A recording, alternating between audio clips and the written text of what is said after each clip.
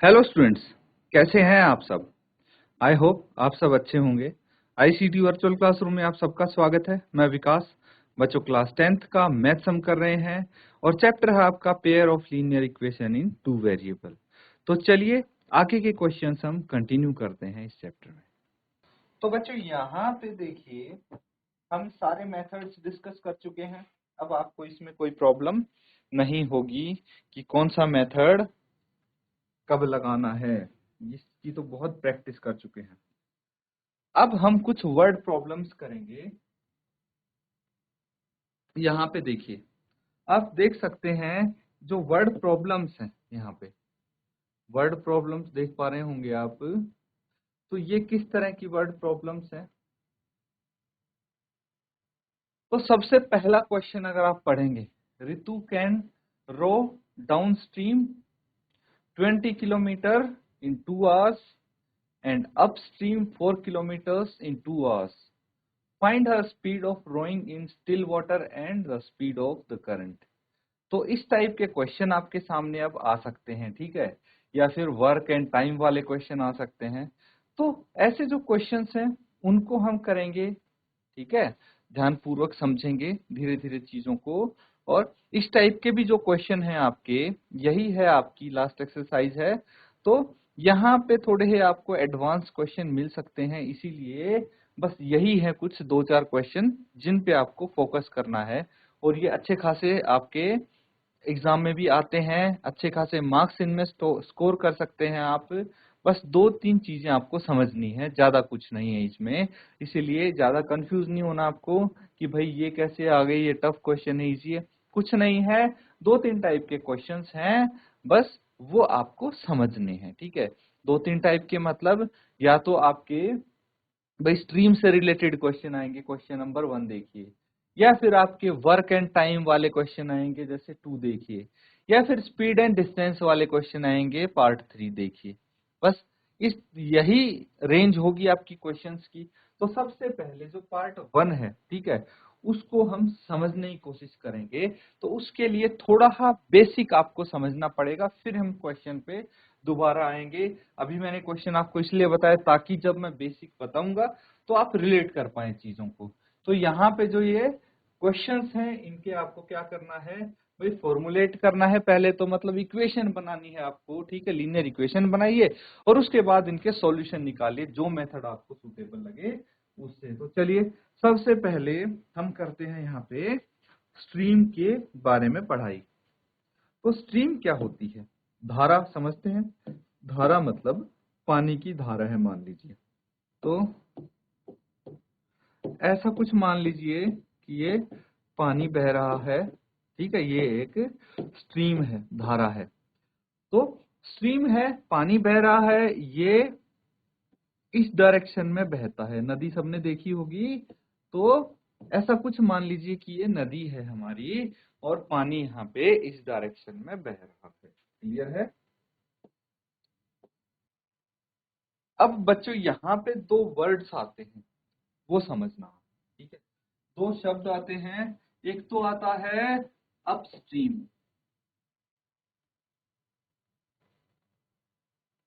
Upstream नाम से ही समझ जाएंगे, इसको हम क्या बोलते हैं, प्रतिकूल।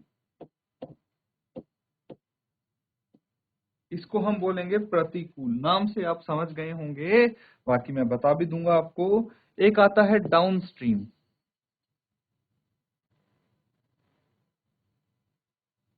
डाउनस्ट्रीम यानी अनुकूल, यहां भी नाम से आप समझ गए होंगे क्या होता है। और सबसे इंपॉर्टेंट चीज यहाँ पे आती है, उसको हम बोलेंगे स्पीड ऑफ करंट। क्या बोलेंगे, स्पीड ऑफ करंट यानी धारा की चाल, इसको हम बोल सकते हैं। तो मान लीजिए स्पीड ऑफ करंट है यहाँ पे x, क्या है, स्पीड ऑफ करंट x है, ऐसा हम मान सकते हैं, कुछ भी हो सकती है।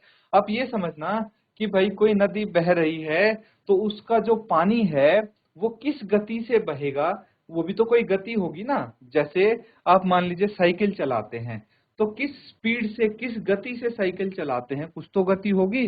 10 किलोमीटर प्रति घंटा, 5 किलोमीटर प्रति घंटा, यानी मान लीजिए बस चल रही है, ठीक है, दूसरा उदाहरण देता हूं, तो बस भी तो कोई स्पीड से चल रही है। मान लीजिए 1 घंटे में आपको वो 60 किलोमीटर दूर तक पहुंचा देती है, तो वो उसकी गति होगी कि 60 किलोमीटर प्रति घंटा। क्लियर है? ऐसे ही पानी की जो धारा है उसकी भी गति होगी, इसको x किलोमीटर प्रति घंटा हम मान लेते हैं, ठीक है, per hour, x kilometre per our. तो ये पानी की स्पीड है। इसका मतलब ये है कि भाई यहाँ पे जो पानी है वो भाई x किलोमीटर 1 घंटे में चलता है, ट्रेवल करता है, ये इसकी गति है। अब एक चीज समझना, मान लीजिए यहाँ पे कोई बोट है, ठीक है, कोई बोट बना देते हैं हम, और उसको, ये एक बोट है, ये चप्पू हो गया, ये बोट है मान लीजिए। अब क्या है कि ये बोट जा रही है पानी के स्पीड, पानी की जो धारा बह रही है जिस डायरेक्शन में, ठीक है, मैंने एरो बनाए हुए हैं, इसीलिए बनाए हैं कि आपको पता लग जाए आसानी से कि पानी की जो धारा बह रही है उस तरफ जा रही है ये बोट। मान लीजिए इस तरफ जा रही है, क्योंकि पानी की धारा तो इस तरफ बह रही है, तो इस बोट को हम इस तरफ भेज रहे हैं, इस तरफ चला रहा है ये। तो ये क्या हो गई, हम इसको बोलेंगे कि ये बोट जा रही है डाउन स्ट्रीम। क्या जा रही है? Down stream. अब एक लॉजिक लगा के देखिए आप कि भाई इसी डायरेक्शन में, सेम डायरेक्शन में आपका पानी की धारा बह रही है, उसी डायरेक्शन में आप जा रहे हैं, तो आपकी स्पीड अच्छी खासी हो जाएगी। क्यों? क्योंकि जो पानी की स्पीड है वो भी मदद करेगी आपको आगे चलने में। जैसे एक और उदाहरण देता हूं मैं आपको, जैसे आप साइकिल चलाते हैं, ठीक है, साइकिल चलाते हैं तो हवा बह रही है आपकी डायरेक्शन में ही, मतलब जिस तरफ आप साइकिल चला रहे हैं उसी डायरेक्शन में, उसी तरफ हवा भी जा रही है, तो आपको चलने में आसानी होती है। क्यों? क्योंकि जो हवा की स्पीड है वो पुश करती है आपको, और अपनी स्पीड भी आपकी स्पीड में जोड़ देती है। तो यहाँ पे भी कुछ वैसा ही है कि जो बोट की स्पीड है, मान लीजिए बोट की स्पीड है y किलोमीटर प्रति घंटा, ठीक है, मतलब अगर ये पानी स्टिल होता, स्थिर होता, ठीक है, पानी चल नहीं रहा होता, किसी तालाब में हम इस बोट को चलाते, तो इसकी स्पीड है y किलोमीटर प्रति घंटा। तो सोचिए कि अगर अगर हम इस नदी में चलाएंगे और इस नदी के साथ साथ चलाएंगे, तो इसकी स्पीड क्या हो जाएगी कि भाई x किलोमीटर तो नदी की स्पीड है, y किलोमीटर बोट की है, दोनों की ऐड करके ये स्पीड आ जाएगी। मतलब अगर हम इसकी डायरेक्शन में जाएंगे, ठीक है, पानी की डायरेक्शन में ही बोट को लेके जाएंगे, तो उसको हम डाउन स्ट्रीम बोलते हैं। और उस केस में क्या होगा, जो पानी की स्पीड होगी वो बोट की स्पीड में ऐड हो जाएगी। क्लियर है? और वहीं पे अगर हम जा रहे हैं अपस्ट्रीम, अपस्ट्रीम मतलब प्रतिकूल है, ठीक है, अब चीजें थोड़ी सी बदल जाएंगी। बदल कैसे जाएंगी? अब जो आपकी बोट है वो उल्टे डायरेक्शन में चलेगी, ठीक है। अब उल्टे डायरेक्शन में अगर बोट चलेगी तो क्या होगा, जो पानी की स्पीड है, ठीक है, पानी की स्पीड है, वो क्या करेगी, बोट को पीछे की तरफ धकेलेगी, लेकिन बोट की स्पीड पानी की स्पीड से ज्यादा होनी चाहिए, तभी तो वो जा पाएगी उल्टी डायरेक्शन में, उसको अपस्ट्रीम बोलते हैं।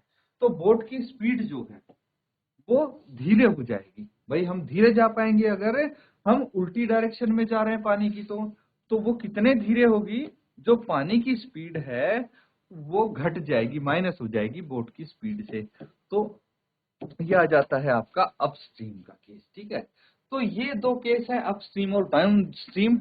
ये चीज अगर आप समझ गए हैं तो नोट डाउन कर लीजिए इसको, और किसी बच्चे को कोई डाउट है इस चीज में तो आप पूछ लीजिए, क्योंकि यहाँ पे ये चीज आप जो समझ रहे हैं, ये बच्चों क्वेश्चन जब आएगा तो उस क्वेश्चन में इसका एप्लीकेशन है, ठीक है, अप्लाई करेंगे। ये मैंने कॉन्सेप्ट बताया है आपको, अब क्वेश्चन करते वक्त इसका यूज होने वाला है, इसीलिए ये चीज समझनी जरूरी है। अगर कोई डाउट हो, कोई चीज नहीं समझ में आई है, हैंड रेस करके सवाल पूछ सकते हैं आप, अदरवाइज इसको नोट डाउन करो फटाफट।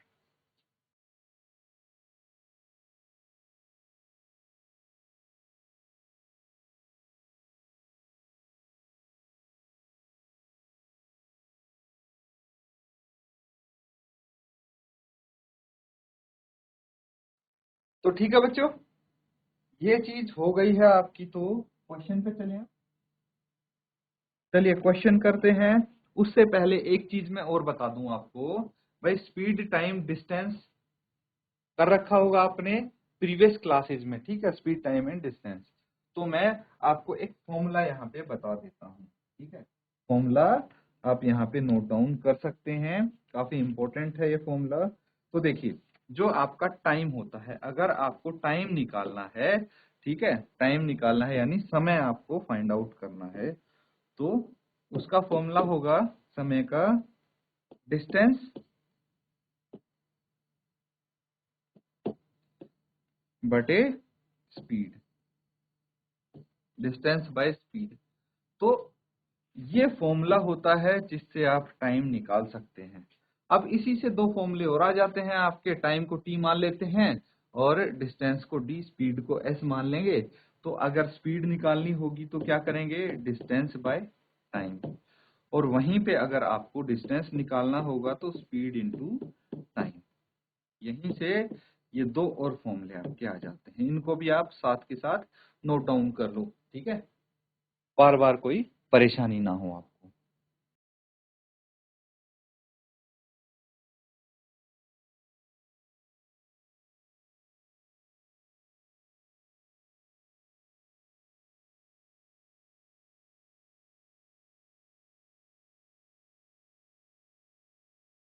ठीक है, सबने नोट डाउन कर लिया है,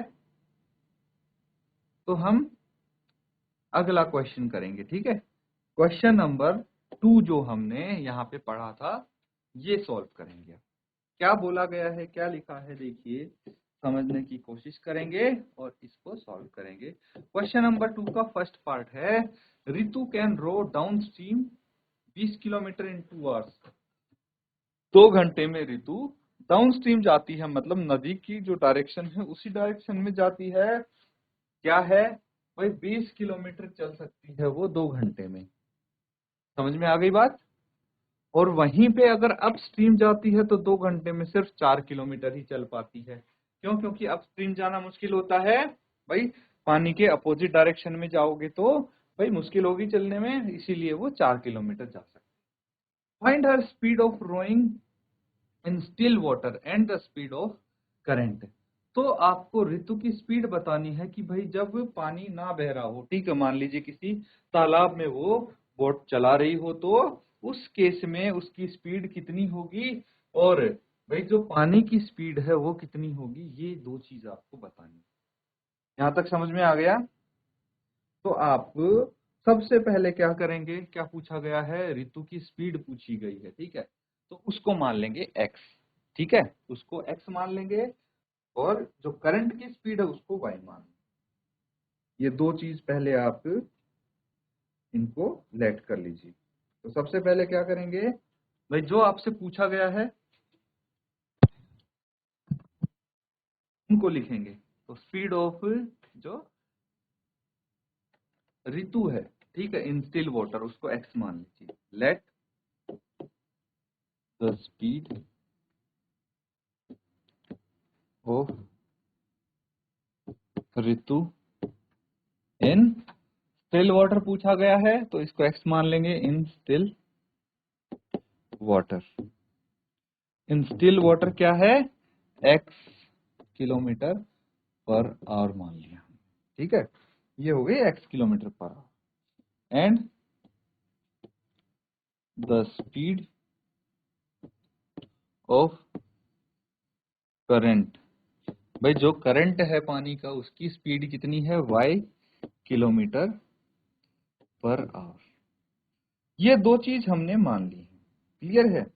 अब एक चीज समझना, एक चीज समझना, जो मैंने आपको यहाँ पे बताई थी कि स्पीड जो ऋतु की थी, ठीक है, वो क्या होगा, speed of Ritu while rowing. मतलब जब वो बोट चला रही होगी तो उसकी क्या क्या स्पीड होगी, इस चीज पे ध्यान देंगे। तो अगर वो जा रही है अपस्ट्रीम, अपस्ट्रीम जा रही है, तो क्या होगी, और डाउन स्ट्रीम जा रही है तो क्या होगी। अभी मैंने आपको बताया था, जल्दी से लिखिए अपनी अपनी नोटबुक में, ऋतु की स्पीड लिखिए अपस्ट्रीम के केस में और डाउनस्ट्रीम के केस में क्या क्या होगी। मैंने बताया था अभी जब एक्सप्लेन किया था आपको कि जो अपस्ट्रीम में ऋतु की स्पीड होगी, ठीक है, वो क्या होगी भाई, जो ऋतु की स्टिल वाटर में स्पीड है उसमें से करंट की स्पीड माइनस कर देंगे, यानी x माइनस वाई हम कर देंगे। अब कई बच्चों के मन में ये सवाल भी आ रहा होगा कि भाई जब आपने समझाया था सर तब तो आपने क्या किया था, देखिए यहाँ पे हमने किया था तो y माइनस एक्स किया था, अब x माइनस वाई कर दिया। ये सिर्फ इसीलिए है कि हमें ये देखना है कि जो पर्सन है उसकी स्पीड क्या है या फिर बोट की स्पीड क्या है और करंट की स्पीड क्या है।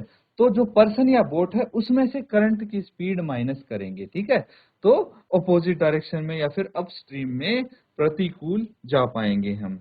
डाउन स्ट्रीम में क्या होगी, दोनों की स्पीड ऐड हो जाएगी, तो x plus Y kilometre per hour, प्रति घंटा। क्लियर है। तो ये चीज यहाँ पे हम मान लेंगे, नोट डाउन कर लीजिए। इसके बाद हम इक्वेशन बनाएंगे।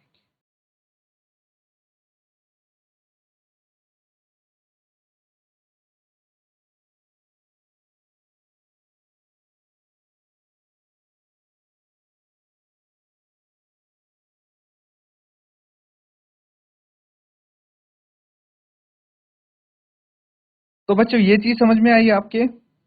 अब देखिए हमें स्पीड पता चल गई, ऋतु की स्पीड पता चल गई अपस्ट्रीम के केस में और डाउनस्ट्रीम के केस में। तो हम यहाँ पे लिख लेंगे अपस्ट्रीम और डाउनस्ट्रीम।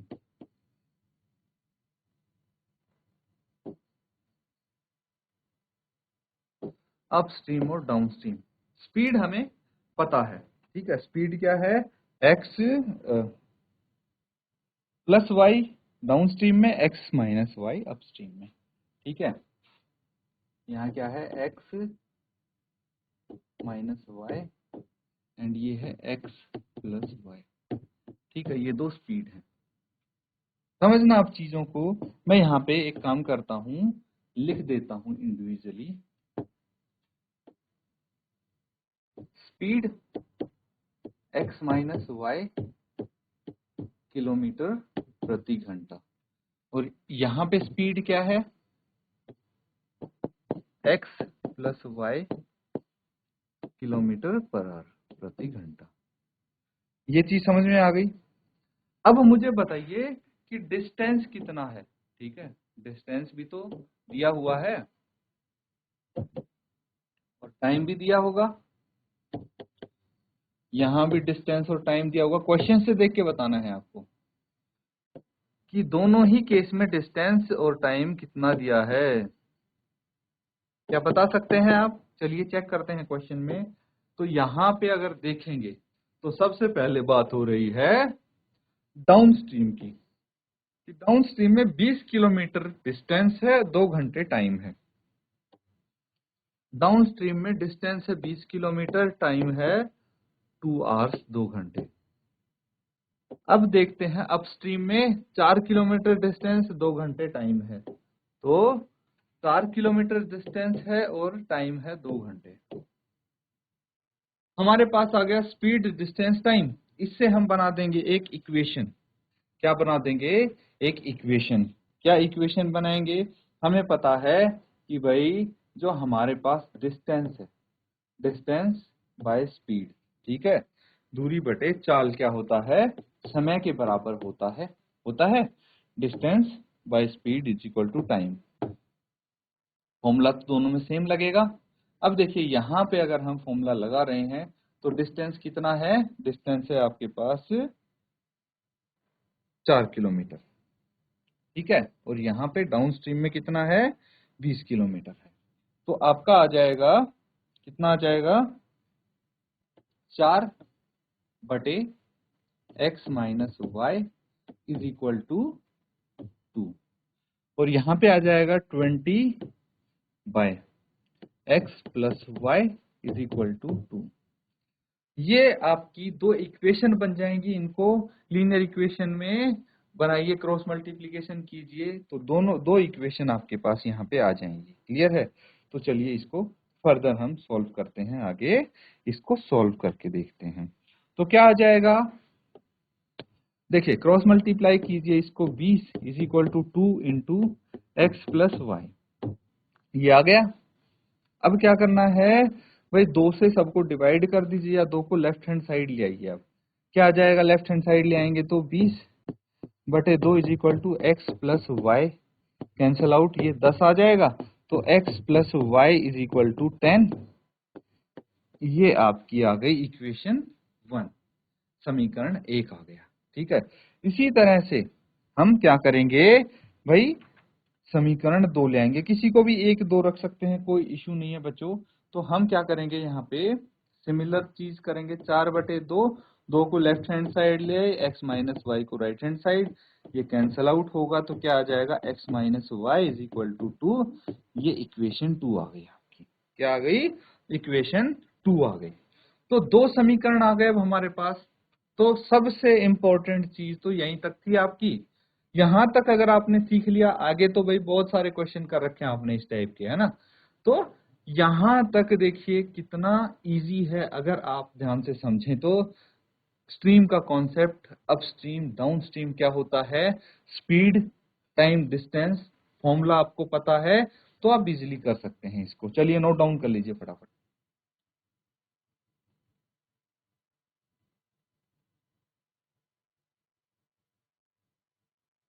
तो यहाँ पे हम कौन सा मेथड यूज कर सकते हैं, एलिमिनेशन यूज करते हैं। क्या करना है एलिमिनेशन में, दोनों को ऐड कर दीजिए, ऐड इक्वेशन 1 एंड 2, उससे y एलिमिनेट हो जाएगा, x की वैल्यू आ जाएगी, आएगी कि नहीं आएगी।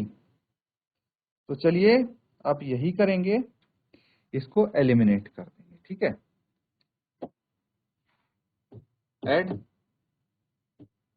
इक्वेशन 1 एंड 2, समीकरण 1 और 2 को जोड़िए। समीकरण 1 क्या है आपके पास, समीकरण 1 था x plus Y is equal to 10, और 2 है x minus Y is equal to 2, x plus Y is equal to 10, x minus Y is equal to 2, add कर दीजिए दोनों को, तो साइन तो चेंज होंगे नहीं, देखिए y से y cancel out, 2x is equal to 12, तो x इज इक्वल टू 12 बटे 2,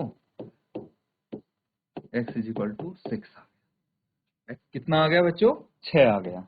तो हमें x पुट कर देना है अब किसमें, y में। तो आप लिखेंगे पुट y वाली जो इक्वेशन है, मतलब इक्वेशन 1 या 2 में से किसी में पुट कर देंगे। Put x is equal to 6 in equation 1, समीकरण 1 में x इज इक्वल टू 6 रख दीजिए।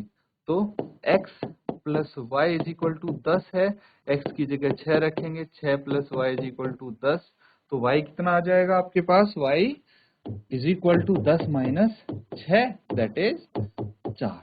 तो y कितना आ गया, 4 आ गया। तो x और y की वैल्यू हमें निकालनी थी, क्योंकि यही तो हमने लेट किया था। देखिए यहाँ पे हमने क्या माना है, let speed of Ritu in still water है x की वैल्यू 6 आई है, तो आप लिख देंगे speed of Ritu in still water is 6 kilometre per our and the speed of current is 4 kilometre per our. बस इसको आप यहाँ पे लिख दीजिए, आंसर आपका आ गया है। तो क्या लिखेंगे, ऋतु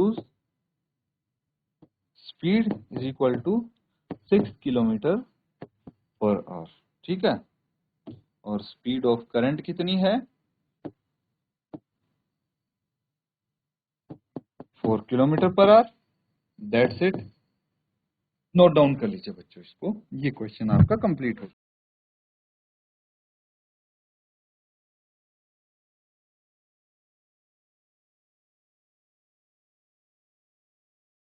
तो बच्चों यहाँ पे हमने जो क्वेश्चन किया है, उम्मीद करता हूँ अच्छे से आपने समझा होगा। पहले हमने इसका कॉन्सेप्ट समझा कि अप स्ट्रीम डाउन स्ट्रीम क्या होता है, फॉर्मूला हमने समझा, उसके बाद क्वेश्चन किया ताकि एप्लीकेशन आपको आ जाए उस चीज की। अब क्या करना है, प्रैक्टिस करना है घर जाके इसको, ठीक है, अच्छे से प्रैक्टिस करना। इसी के साथ आज का सेशन यहाँ पे एंड करेंगे। Thank you and have a nice.